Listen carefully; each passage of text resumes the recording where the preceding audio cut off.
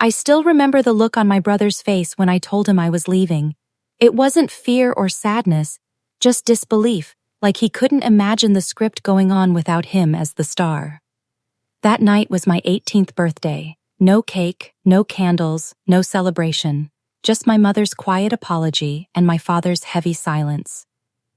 "Your brother's having a tough week," she said. "It wouldn't feel right to celebrate right now." So while they sat glued to the TV, I packed my bag. No goodbyes, no tears. Only the soft click of the front door closing behind me, marking the quiet end of a lifetime. My brother Ethan had always been the golden child, the athlete, the charmer, the one they built their whole world around. When I got an A, he got praise. When he failed a class, he got comfort. "That's just how he is," they'd say.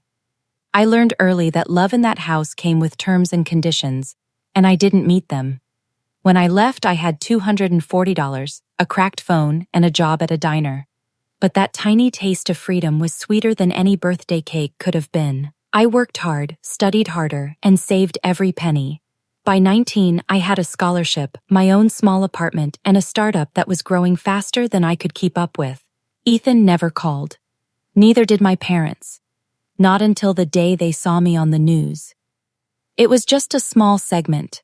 Local student team launches app to help kids budget. I didn't think much of it. But that night, my phone blew up. Texts from numbers I hadn't seen in over a year. "We're so proud of you. Ethan said you'd do great. Come home soon. Let's reconnect." I didn't reply, but a week later, Ethan showed up at my door. Same smug grin, same empty eyes. He hugged me like he was doing me some kind of favor. "Wow," he said, looking around my apartment. "You're really living the dream, huh?" I smiled and nodded, keeping it polite. His gaze swept across my laptop, my notes, my awards on the shelf, and for the first time I saw it, jealousy. The kind that twists when someone used to being adored realizes they're no longer the center of attention. Then he said, "You know, Mom and Dad were talking about investing. You should let me help manage it. I've got experience." Experience. The guy had been fired twice in 1 year for mishandling other people's money. That's when it hit me. Not anger, just clarity. He wasn't there to see me. He came to control me again. So I played along. I invited him in, let him think I was naive, let him talk big about growing the business and building a family trust. Every lie he told, I smiled through, every word I recorded. I waited 6 weeks, long enough for him to relax, to get bold. Eventually, he siphoned money from a shared account I'd set up, a baited one, leaving a perfect digital trail straight back to him.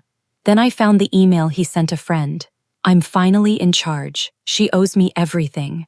When the IRS came calling, I handed over everything. The logs, the signatures, the timestamps.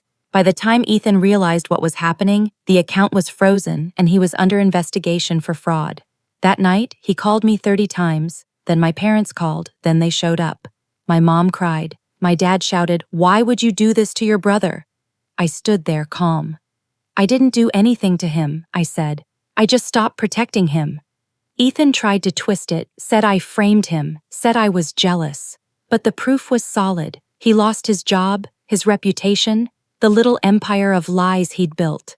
My parents even mortgaged their house to cover his legal fees. For the first time in my life, I saw the golden boy fall apart. Not because I wanted revenge, I just wanted peace. Months passed before I heard from them again. One night, I got a voicemail from Mom. "He's changed. He's sorry. Please forgive him. Family is all we have." I didn't call back. I just stood by my window looking out at the city skyline. My skyline. And realized something. I used to think leaving made me heartless. Now I know it made me free. Ethan taught me what happens when someone's entire life depends on being loved more than they deserve. And my parents taught me that favoritism isn't love. It's blindness. So when they all showed up at my product launch months later, standing quietly in the back of the crowd, I didn't say a word. I smiled for the cameras, shook hands, signed contracts worth more than their house. And as I looked up at the lights, I saw Ethan in the audience. Small, hollow, desperate. For the first time, I didn't feel angry. I just felt done. Let them call me cold. Let them call me selfish. I've learned that sometimes the cruelest and kindest thing you can do to people who built their power on you is to show them just how easily you can thrive without them.